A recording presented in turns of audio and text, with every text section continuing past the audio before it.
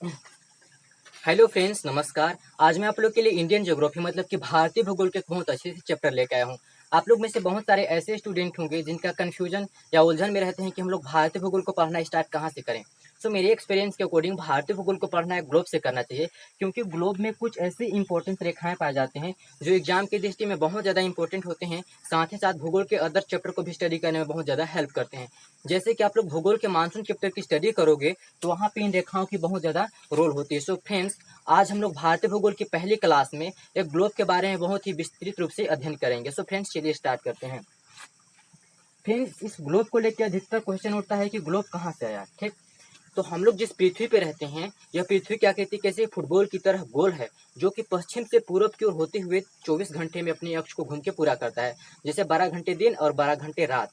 तो इसी गोल रूपी पृथ्वी की कल्पनाएं करके, मतलब इमेजिनेशन करके एक गोल ब्रिज का निर्माण किया गया है, जिसको हम लोग बोलते हैं ग्लोब। और इस ग्लोब पे विश्व के सभी देश क्या है, समाहित हैं काल्पनिक रूप से। ओके फ्रेंड्स, ध्यान से देखिएगा।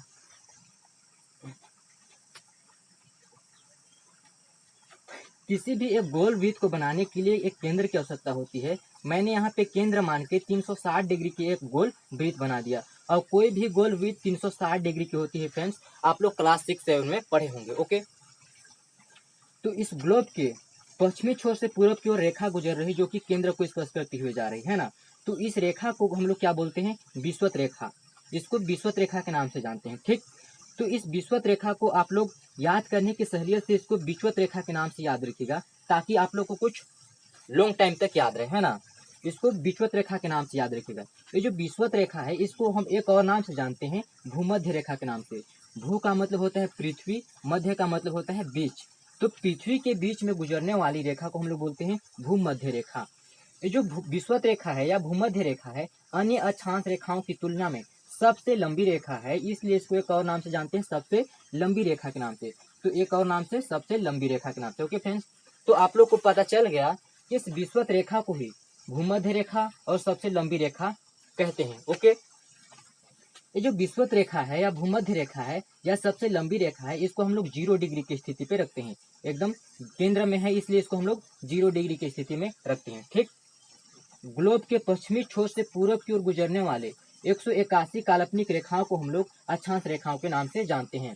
फ्रेंड्स, इस एक ग्लोब में अक्षांश रेखाओं की टोटल संख्या कितनी होती है, 181 होती है।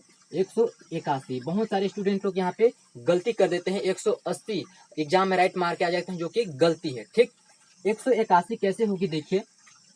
विषुवत रेखा के उत्तर की ओर 90 अक्षांश रेखाएं, ठीक, और विषुवत रेखा के दक्षिण की ओर 90 अक्षांश रेखाएं और एक विषुवत रेखा। ठीक, तो टोटल कितना हो जाएगा ना, उतना 18, मतलब 180 और एक 181। 90 कैसे होगी फ्रेंड्स, देखिए। विषुवत रेखा को हम लोग 0 डिग्री की स्थिति में रखे हैं, तो यहाँ से हम लोग काउंटिंग करना शुरू करेंगे, 1 2 3 4 5 करते हुए 90 तक आएंगे, पीक पॉइंट तक। ठीक, अक्षांश रेखाओं की लास्ट संख्याओं तक। ठीक, तो कहना चाहिए कि विषुवत रेखा के उत्तर की ओर 90 अक्षांश रेखाएं पाए जाते हैं और विषुवत रेखा के दक्षिण में भी 90 अक्षांश रेखाएं पाए जाते हैं। सेम इसी प्रकार से यहाँ से काउंटिंग करना स्टार्ट करेंगे। विषुवत रेखा को 0 की स्थिति में रखते हैं, तो यहाँ से 1 2 3 करते हुए दक्षिण की ओर आएंगे। ठीक, तो विषुवत रेखा के दक्षिण की ओर 90 अक्षांश रेखाएं हैं और उत्तर की ओर 90 अक्षांश रेखाएं हैं और एक विषुवत रेखा। इस प्रकार अक्षांश रेखाओं की संख्या 181 हो जाती है। ठीक, अक्षांश रेखाओं की अधिकतम संख्याओं पे ध्रुव पाए जाते हैं, जिसको हम लोग बोलते हैं उत्तरी ध्रुव और दक्षिणी ध्रुव। अक्षांश रेखाओं की अधिकतम संख्या देखिए 90 है यहाँ पे पीक पॉइंट तक। तो अक्षांश रेखाओं की अधिकतम संख्या पे ध्रुव पाए जाते हैं, जिसको हम लोग बोलते हैं उत्तरी ध्रुव और दक्षिणी ध्रुव। ध्रुवों पे अक्षांश रेखाओं की संख्या की लंबाई बहुत कम होती है। देखिए, ये ध्रुवों पे अक्षांश रेखाओं की लंबाई बहुत कम है, यहाँ से यहाँ तक, और दक्षिणी ध्रुव में भी देखिए यहाँ से यहाँ तक।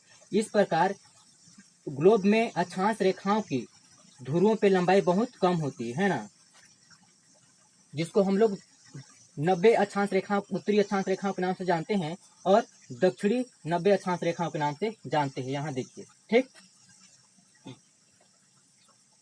विषुवत रेखा के 23.5 डिग्री उत्तरी अक्षांश को हम लोग कर्क रेखा के नाम से जानते हैं और विषुवत रेखा के 23.5 डिग्री दक्षिणी अक्षांश रेखा को हम लोग मकर रेखा के नाम से जानते हैं। 23.5 फ्रेंड देखिए, 0 से यहाँ तक गिनती करते हुए गए हैं, पहले जैसे 1 2 3 4 करते हुए 23.5 तक। तो विषुवत रेखा के उत्तर की ओर 23.5 डिग्री अक्षांश रेखाओं को हम लोग कर्क रेखा के नाम से जानते हैं, और विषुवत रेखा के दक्षिणी अक्षांश रेखा 23.5 और विषुवत रेखा के दक्षिणी 23.5 अक्षांश रेखाओं को हम लोग मकर रेखा के नाम से जानते हैं। ठीक ना फ्रेंड। दो अक्षांश रेखाओं की बीच की दूरी कितनी होती है फ्रेंड्स? तो 111 किलोमीटर होती है। 111 किलोमीटर। दो अक्षांश रेखाओं के बीच की दूरी कितनी होती है? 111 किलोमीटर, है ना। और दो अक्षांश रेखाओं के बीच को हम लोग क्या नाम से जानते हैं? जोन के नाम से जानते हैं। जोन के नाम से जानते हैं। ये देखिए, दो अक्षांश रेखाओं के बीच की जगह को हम लोग जोन के नाम से जानते हैं। और जो अक्षांश रेखाएं को हम लोग डिग्री मतलब कि अंश से रिप्रेजेंट करते हैं। जैसे कि देखिए यहाँ पे जीरो डिग्री को भी हम लोग मतलब कि विषुवत रेखा को 0 डिग्री की स्थिति में रखे हैं, और 23.5 डिग्री उत्तरी अक्षांश रेखा को हम लोग भी डिग्री से मतलब कि रिप्रेजेंट किए हैं, और 23.5 डिग्री मकर रेखा को भी हम लोग क्या से डिनोट किए हैं? डिग्री से। इस प्रकार से फ्रेंड्स अक्षांश रेखाओं को हम लोग अंश या डिग्री से रिप्रेजेंट करते हैं। ठीक।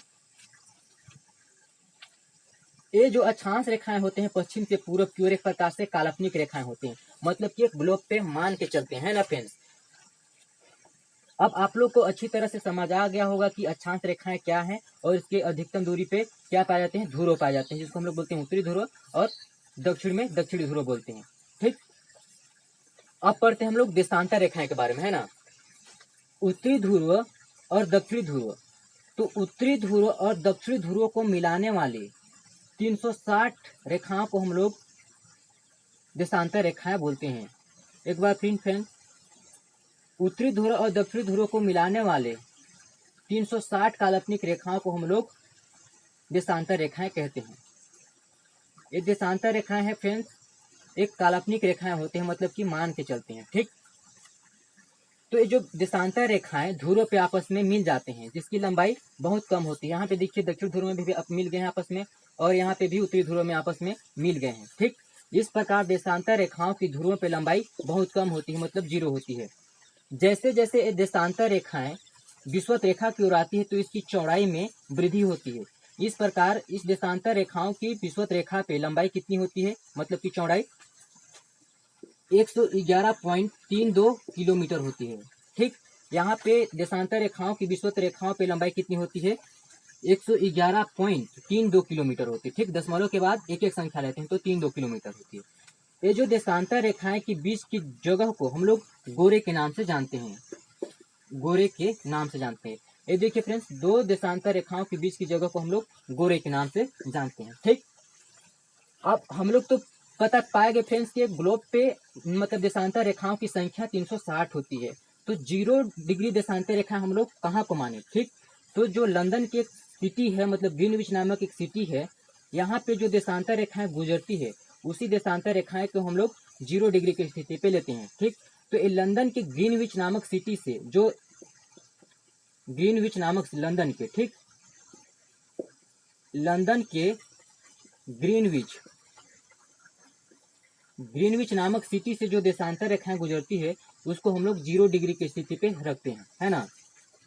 यहाँ पे है लंदन, तो लंदन की ग्रीनविच नामक सिटी से जो देशांतर रेखाएं गुजर रही है उसको हम लोग 0 डिग्री की स्थिति पे रखते हैं। तो 0 डिग्री स्थिति के मतलब कि लंदन के ग्रीनविच नामक सिटी के पूर्व, मतलब कि 0 डिग्री देशांतर रेखाएं के पूर्व मतलब कि दाएं 180 देशांतर रेखाओं को हम लोग पूर्वी देशांतर रेखाओं के नाम से जानते हैं, जबकि 0 डिग्री देशांतर रेखाएं के पश्चिमी बाएं 180 देशांतर रेखाओं को हम लोग पश्चिमी देशांतर रेखाओं के नाम से जानते हैं। इस प्रकार से एक ग्लोब में देशांतर रेखाओं की संख्याएं 360 होती है ना फ्रेंड। 80 पूर्व की ओर और 80 पश्चिम की ओर, मतलब कि 0 डिग्री देशांतर रेखाओं के। ठीक ना।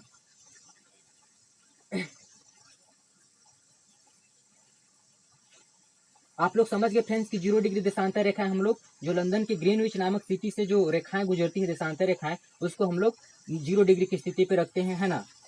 ये जो देशांतर रेखाएं होते हैं एक प्रकार से काल्पनिक होते हैं, मतलब कि मान के चलते हैं ना। तो फ्रेंड्स आप लोग को पता चल गया कि एक ग्लोब में अक्षांश रेखाएं और देशांतर रेखाएं कैसे कैसे होती है और इनकी संख्याएं कितनी कितनी होती है। ठीक। अब हम लोग पढ़ेंगे गोलार्ध के बारे में। फ्रेंड्स गोलार्ध 4 प्रकार के होते हैं, पूर्वी गोलार्ध, पश्चिमी गोलार्ध, उत्तरी गोलार्ध और दक्षिणी गोलार्ध। देखिए 0 डिग्री लंदन के जो ग्रीनविच नामक स्थिति से जो रेखाएं गुजर रही है उसको हम लोग तो 0 डिग्री की स्थिति में रखते हैं। तो 0 डिग्री देशांतर रेखाएं की पूर्वी दाएं 180 देशांतर रेखा को हम लोग पूर्वी गोलार्ध के नाम से जानते हैं, जबकि 0 डिग्री देशांतर रेखाएं के बाएं पश्चिमी 180 देशांतर रेखाओं को हम लोग पश्चिमी गोलार्ध के नाम से जानते हैं। ठीक, अब हम लोग विषुवत रेखा के उत्तर की ओर 90 अक्षांश रेखाएं पाई जाती हैं, उसको हम लोग बोलते हैं उत्तरी गोलार्ध के नाम से जानते हैं, जबकि विषुवत रेखा के दक्षिण की ओर 90 अक्षांश रेखाएं पाई जाती हैं, उसको हम लोग बोलते हैं दक्षिणी गोलार्ध के नाम से जानते हैं। ओके फ्रेंड्स, तो आप लोग को पता चल गया कि ग्लोब में उत्तरी गोलार्ध, दक्षिणी गोलार्ध, पूर्वी गोलार्ध और पश्चिमी गोलार्ध कैसे कैसे होती है ना। सो फ्रेंड्स, आप लोग को पता नहीं चला होगा कि एक ग्लोब में अक्षांश रेखाएं और देशांतर रेखाएं का प्रयोग क्यों किया जाता है। तो अक्षांश और देशांतर रेखाओं की प्रयोग मतलब कि किसी भी जगह की स्थिति की निर्धारण करने के लिए है ना, और मौसम संबंधी जानकारी प्राप्त करने के लिए एक पृथ्वी पे देशांतर रेखाएं और अक्षांश रेखाओं की प्रयोग किया जाता है। ठीक, अब मैं नेक्स्ट वीडियो में लेके आऊंगा फ्रेंड्स कि हमारा भारत देश की मतलब कि देशांतरी विस्तार और अक्षांशीय विस्तार कितना कितना है, और हमारे एक ग्लोब में हमारा भारत देश कहाँ पे स्थित है उसको बहुत डिटेल से पढ़ेंगे। क्योंकि फ्रेंड्स जो पृथ्वी है ना एक गोलाकार है, ध्यान से देखिएगा थोड़ा, यहाँ पे एक गोलाकार है। ठीक, और इसमें कितने देशांतर रेखाएं पाए जाते हैं? 360 देशांतर रेखाएं पाए जाते हैं। इस प्रकार से इस पर ध्रुवों पे आपस में मिले होते हैं। ठीक, तो जो एक देशांतर रेखाएं हैं, ये जो देशांतर रेखाएं हैं, तो एक देशांतर रेखाओं को पार करने के लिए मतलब एक देशांतर रेखाओं को दूसरे देशांतर रेखाओं की जगह में पहुंचने के लिए कितना टाइम लगता है? ठीक ना, तो ध्यान से देखिएगा, एक देशांतर रेखाओं को दूसरे देशांतर रेखाओं की जगह में पहुंचने के लिए 4 मिनट का समय लगता है। ठीक, 4 मिनट का समय लगता है। तो टोटल एक ग्लोब पे देशांतर रेखाओं की संख्या कितनी होती है? तो 360 होती है, 360 होती है ना फ्रेंड। तो टोटल कितना एक ग्लोब को मतलब कि पृथ्वी को घूमने में कितना टाइम लगता है? तो देखिए, एक देशांतर रेखा को घूमने में तो 4 मिनट लगता है। ठीक, तो 360 देशांतर रेखाओं को घूमने में कितना मिनट लगेगा उसको देखिए, 36 चौको 144।